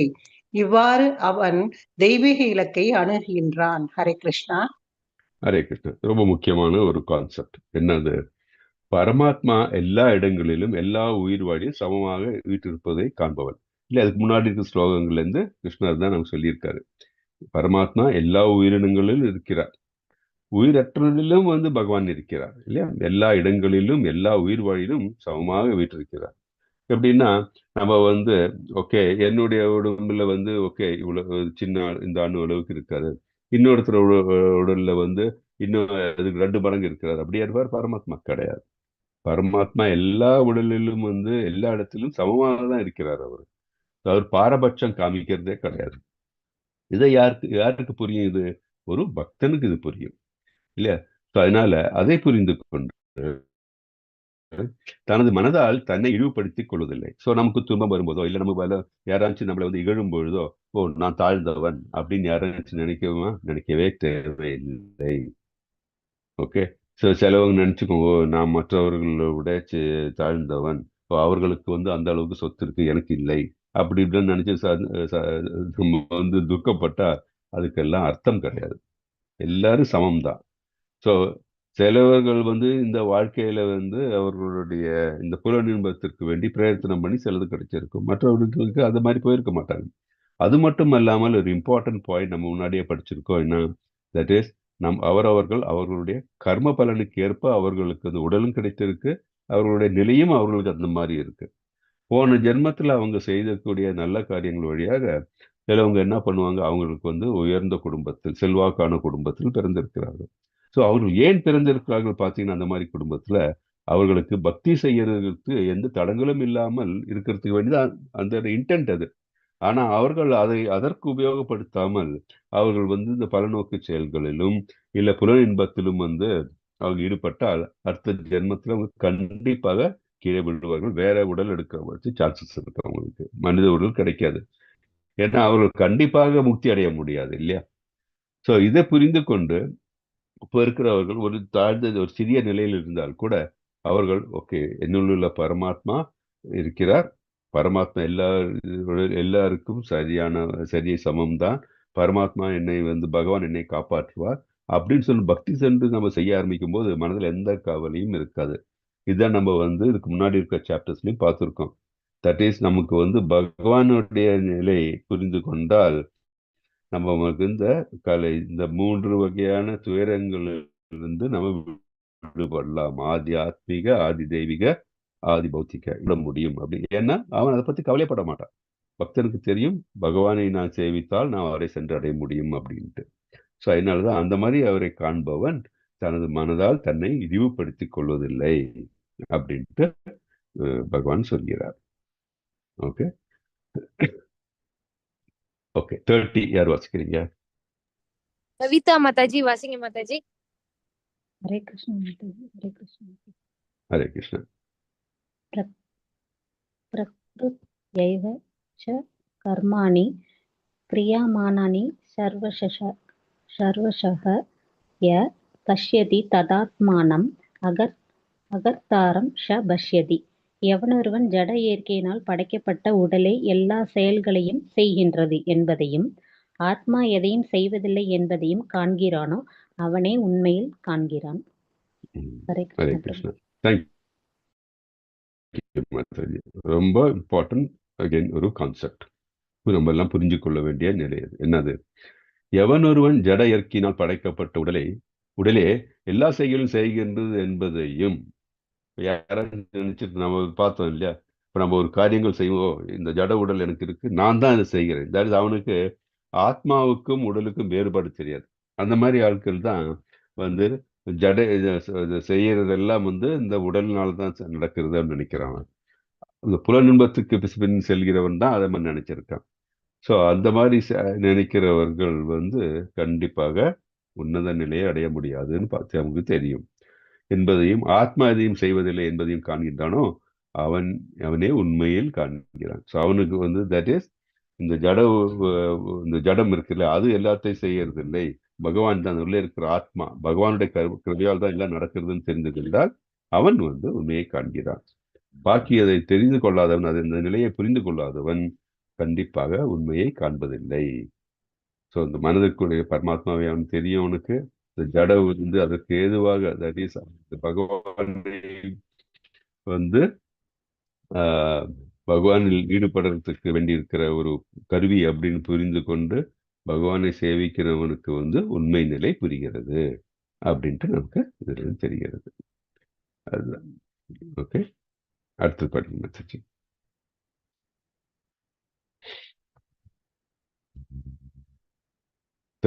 யார் வாசிக்கிறா? ஹரே கிருஷ்ணா பிரபுஜி. வாசிங்க பிரபு. பதம் 13:31. யதா பூதா ப்ருதக் பாவம் ஏகஸ்தம் அனுபஷ்யதி தத ஏவ ச விஸ்தாரம் பிரம்ம சம்பத்யதே ததா. அறிவுள்ள மனிதன் பல்வேறு ஜட உடல்களில் பல்வேறு தோற்றங்களை காண்பதை நிறுத்தி உயிர்வாழிகள் எவ்வாறு எங்கும் பறந்துள்ளனர் என்பதை எப்போது காண்கிறானோ அப்போது அவன் பிரம்மன் உணர்வை அடைகிறான். ஹரே கிருஷ்ணா பிரபுஜி. ஹரே கிருஷ்ணா பிரபு, தேங்க்யூ. ஸோ என்ன சொல்றது? அறிவுள்ள மனிதன் யார்? அறிவுள்ள மனிதன் நம்ம பார்த்தோம் இல்லையா? தட் இஸ் உடம்பு வேற, நம்மளுடைய ஆத்மா வேற, உடல் நமக்கு வந்து ஒரு கருவிதான் அப்படின்னு எல்லாம் தெரிந்து கொள்ள அறிவுள்ள மனிதன் அவருடைய குவாலிட்டி என்ன, இன்னும் என்ன குவாலிட்டி அறிவுள்ள மனிதனுக்கு அப்படின்னு பார்த்தா, பல்வேறு ஜட உடல்களில் பல்வேறு தோற்றங்களை வந்து நினைக்காமல் அது நிறுத்தி உயிர்வாழிகள் எவ்வாறு எங்கும் பறந்துள்ளது என்பதை எப்போதும் காண்கின்றானோ, உயிர்வாழிகள் எவ்வாறு எங்கும், தட் இஸ் மற்ற எல்லா உயிர்வாழிகளும் இதே மாதிரி ஒரு ஆத்மா தான். அவர்களுக்கு பரமாத்மாவும் வீற்றிருக்கின்றார். அதுலது அவர் அவர்களுடைய இச்சைக்கு ஏற்பவும் அவர்களுடைய பூர்வ கர்மத்திற்கு ஏற்பவும் அப்படின்னு புரிந்து கொண்டிருக்கிறானோ, அப்பொழுது அவன் பிரம்ம உணர்வை அடைகிறான். அப்பொழுது அவனுக்கு என்ன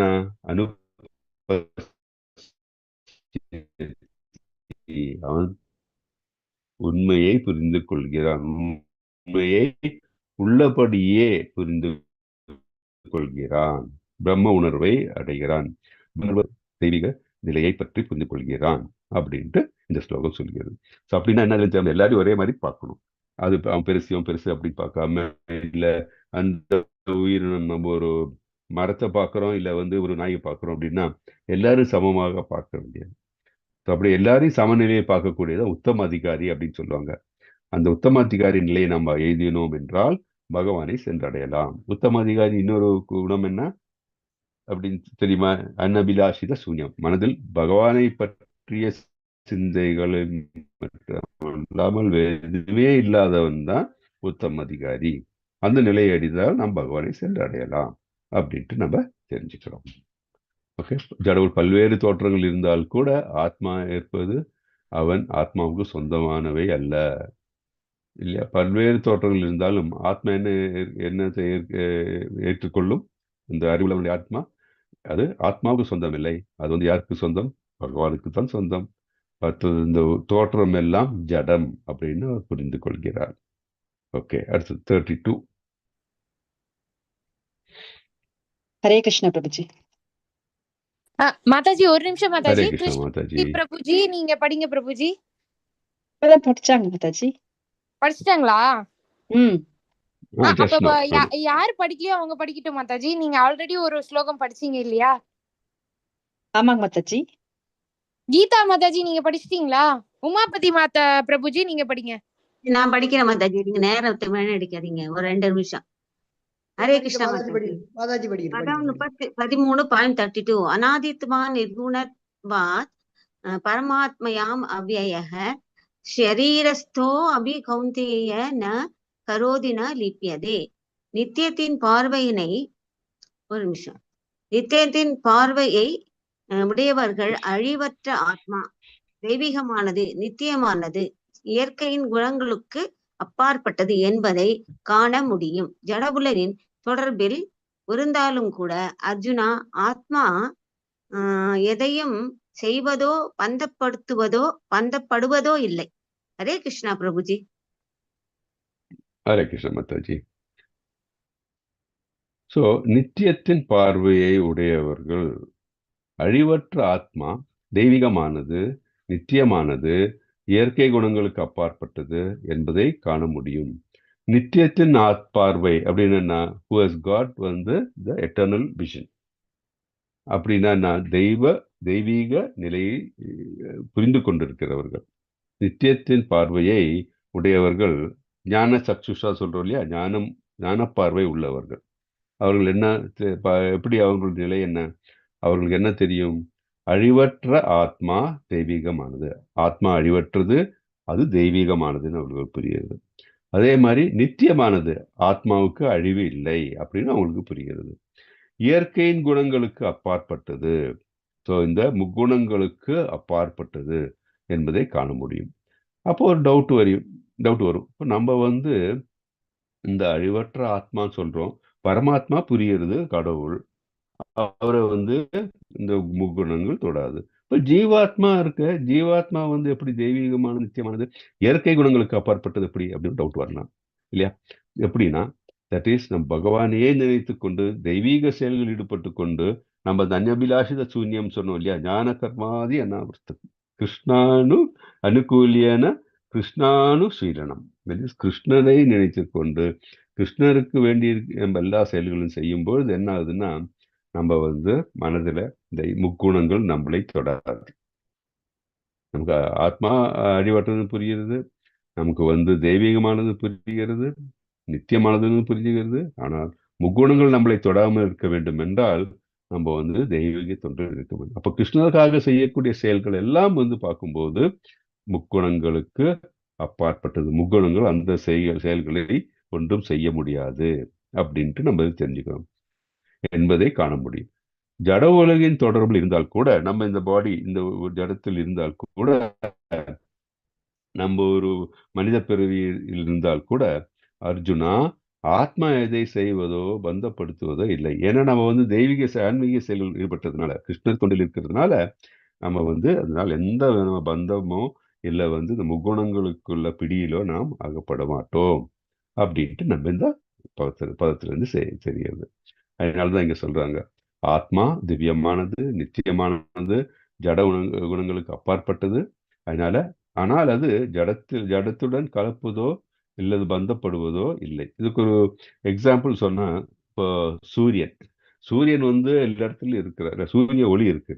இந்த சூரிய ஒளி படுற இடத்துல சூரியன் இன்வால்வ் ஆக இருக்கிறாரா? கிடையாது.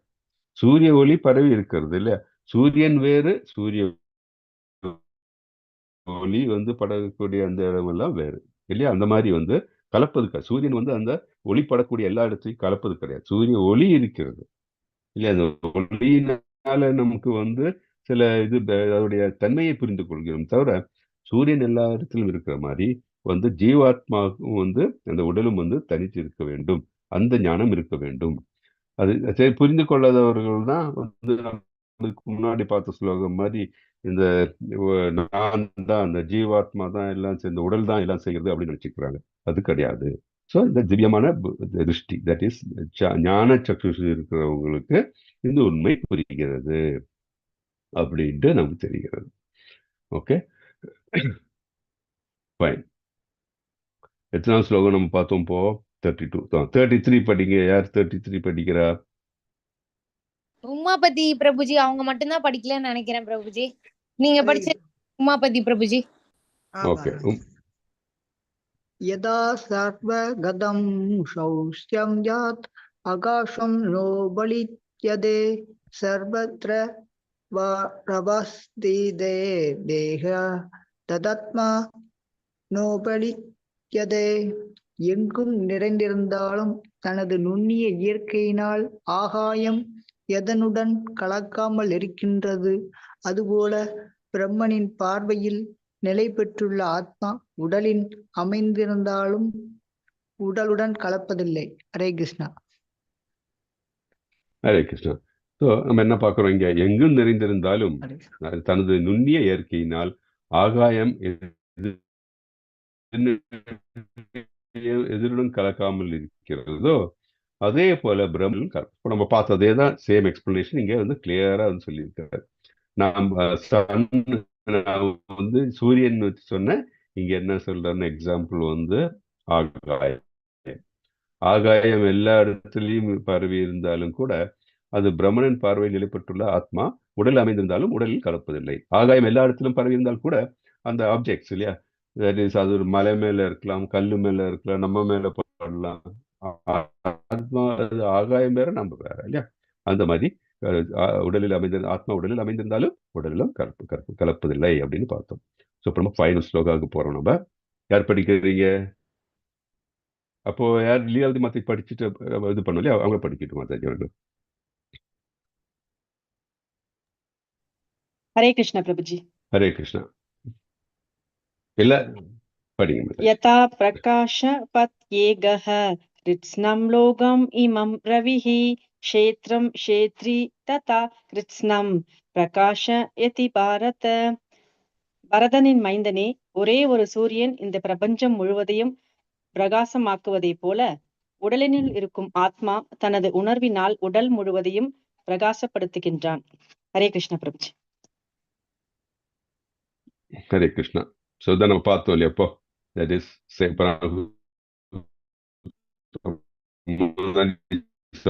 எக்ஸாம்பிள் தான் சூரியனை வச்சுட்டு இல்லையா, முழுவதையும் பிரகாசமாக்குவதை போல உடலில் இருக்கும் ஆத்மா தன் உணர்வினால் வந்து உடல் முழுவதையும் பிரகாச கான்சியஸ்னஸ். இந்த உடல் இருக்கு, உடல் வந்து ஆத்மா இல்லைன்னு நான் ஒரு ஜடம் தான். ஆனால் இந்த ஆத்மா இருக்கிறதுனால தான் அந்த உடல் வந்து ஒரு பர்சன் இல்லை வந்து ஒரு விலங்கு, ஏன்னா அதற்கு ஒரு ஐடென்டிட்டி கிடைத்து அது வந்து எல்லாங்களில் ஈடுபட முடிகிறது. ஸோ அதுக்கு உணர்வு, அந்த ஜடத்துக்கு உணர்வு கொடுக்கறது எது? அந்த ஆத்மா தான். ஸோ ஆத்மா வந்து பரவும் பொழுதுதான் உடல் வந்து முழுவதும் பிரகாசம் அடைந்து அது இந்த உணர்வினால் தான் ஆத்மா வந்து செயல் ஈடுபடுகிறது, அதுக்கு புரிதல் உண்டாகிறது எல்லாம். ஸோ இந்த ஆத்மா வந்து தான் தெய்வீக சக்தி உடையது அப்படின்ட்டு நம்ம பார்ப்போம் இல்லையா. ஸோ எக்ஸாம்பிள் பார்க்கும்போது ஆத்மா உடலில் அமைந்திருந்தாலும் உடலில் கலப்பதில்லை. உடல் வேறு, ஆத்மா வேறு. அதனால்தான் ஆத்மா இருந்தால்தான் உடல் வந்து ஒரு உயிர் வழியாகும்.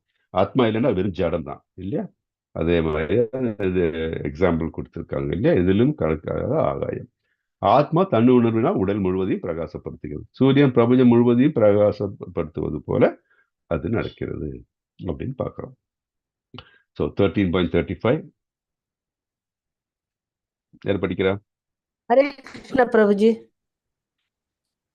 ஓகே, ஹரே கிருஷ்ண பிரபுஜி. படிங்க. क्षेत्रज्ञयोर् एवम् ज्ञान शशुषा பூத பிரகிருதி மோஷம் ஷா ஏ விதுர்யாந்தி தே பரம்.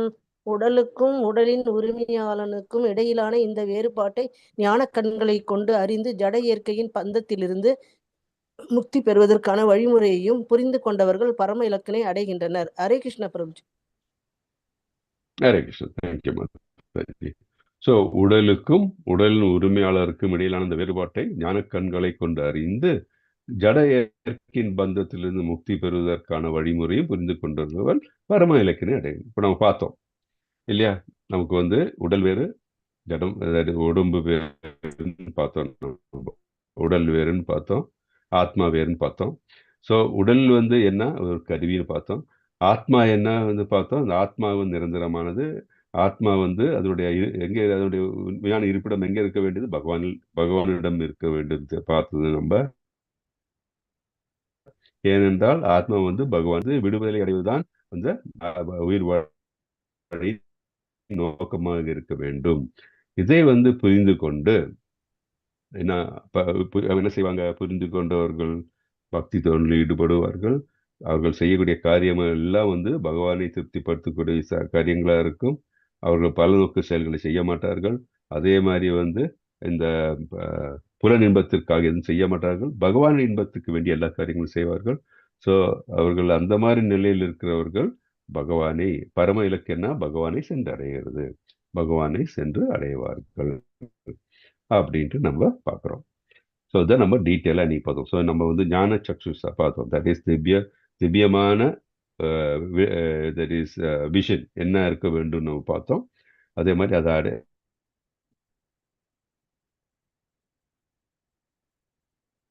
அந்த திவ்யமான விஷயம் இருந்து அது பிறகு நடக்கும்போது என்ன ஆகுது? பகவானை சென்றடைய முடியும். இந்த 14th சாப்டர் முடித்தோம் நம்ம. ஸோ 13th சாப்டர் முடித்தோம். அடுத்த கிளாஸில் நம்ம அடுத்த சாட்டர்டே 14th சாப்டர் ஆரம்பிக்கலாம். ஓகே. ஹரே கிருஷ்ணா கிருஷ்ண கிருஷ்ண ஹரே ஹரே, ஹரே ராம ராம ராம ஹரே ஹரே. ஏதாச்சும் டவுட் இருக்கா? ஹரே கிருஷ்ணா பிரபுஜி. ஹரே கிருஷ்ணா பிரபுஜி. பிரம்ம உணர்தல் பத்தி கொஞ்சம் டீட்டெயில் பண்ண முடியுமா? பிரம்ம உணர்தல்னு வந்து அர்த்தம். பிரம்ம உணர்வு. ஓகே. பிரம்ம உணர்வு அப்படின்னா தட் இஸ் நம்ம பகவானை நம்ம 3 நிலையில நம்ம பார்க்கிறோம் இல்லையா. பிரம்மன் ரியலைசேஷன், பரமாத்மா ரியலைசேஷன், ஆத்மா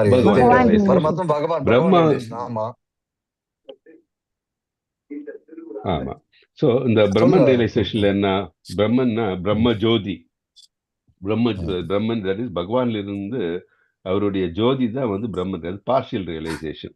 ஸோ அவர்கள் பார்த்தீங்கன்னா எப்படின்னா மாயாவதிஸ் அவர்கள்லாம் பார்த்தீங்கன்னா அவருடைய இதென்ன பகவானில் அப்படியே வந்து லயிக்க வேண்டும் தான் பார்ப்பாங்க. அவங்க பகவானில் அப்படியே வந்து பிளெண்ட் ஆகணும்னு தான் பார்ப்பாங்க. பிரம்ம அவங்க என்ன நினைக்கிறாங்க? பகவானும் நாமளும் ஒரே இது, பகவான் பத்தி தெரியும், ஆனா அவர்களுடைய அந்த பகவான் பூர்ண நிலை தெரியாது. பகவான் வந்து ஒரு பர்சன், அவருக்கு உருவம் உண்டு.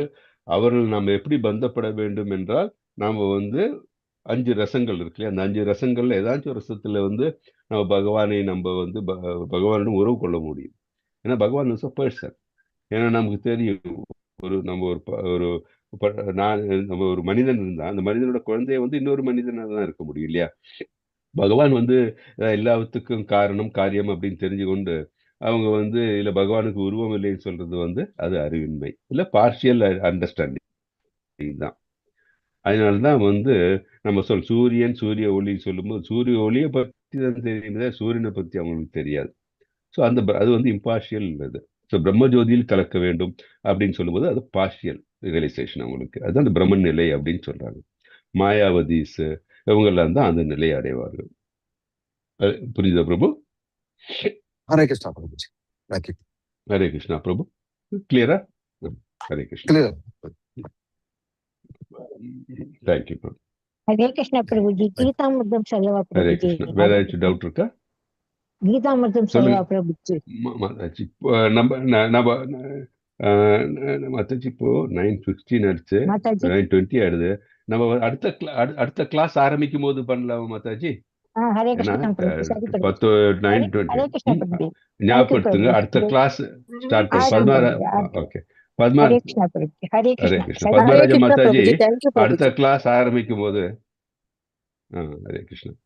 ஹரே கிருஷ்ணா. பத்மராஜா சரி மாதாஜி அடுத்த கிளாஸ் ஆரம்பிக்கும் போது நம்ம இந்த கீதாமிர்தம் பார்க்கலாம். ஓகே, கேக்குதா நான் சொல்றது? பத்மராஜா ஹரே மாதாஜி கிருஷ்ண பிரபுஜி. ஹரே கிருஷ்ண பிரபுஜி. ஓகே சொல்லுங்க ஓகே பிரபுஜி, பிரபுஜி. என்ன சொன்னீங்க பிரபுஜி? அடுத்த கிளாஸ் சாரி ஆரம்பிக்கும் பிரபுஜி. போது வேணா நம்ம நோ ப்ராப்ளம். அடுத்த கிளாஸ் ஆரம்பிக்கும் போது இவங்க வந்து அந்த கீதாமிர்தம் சொல்லிட்டு. Okay okay Prabhuji. Okay, Mataji சொல்லணும்னு விருப்பப்பட்டாங்க. ஆனா இன்னைக்கு டைம் ஆனதுனால என்ன டிலே பண்ண வேணாம்னு பாக்குறேன். நம்ம அடுத்த கிளாஸ்ல அதை ஆரம்பிக்கலாம். Okay, next week Saturday Hare night Krishna. சீக்கிரமா வேணா வர சொல்லிடலாம் பிரபுஜி. ஆமா எல்லாருமே வேணா ஸ்டார்ட் பண்ணிடலாம். ஆமா நைட் ஆமா 7:45க்கு வர சொல்ல எல்லாரும் வந்து இப்போ 2 சாட்டர்டே சண்டே 7:45க்கு வந்தா நம்ம வந்து இதெல்லாம் முடிச்சுட்டு கரெக்டா 8 o'clock முன்னாடியே நம்ம கிளாஸ் ஆரம்பிச்சிட்டோம். 9 மணிக்கு எல்லாரும் லீவ் பண்ணிக்கலாம். ஓகே ஓகே, அப்படியே பண்ணிடலாம். பிரபுஜி லைவ் ஆஃப் ஹரே பண்ணணும் கிருஷ்ணா. பிரபுஜி. ஹரே கிருஷ்ணா பிரபுஜி. தேங்க்யூ பிரபுஜி.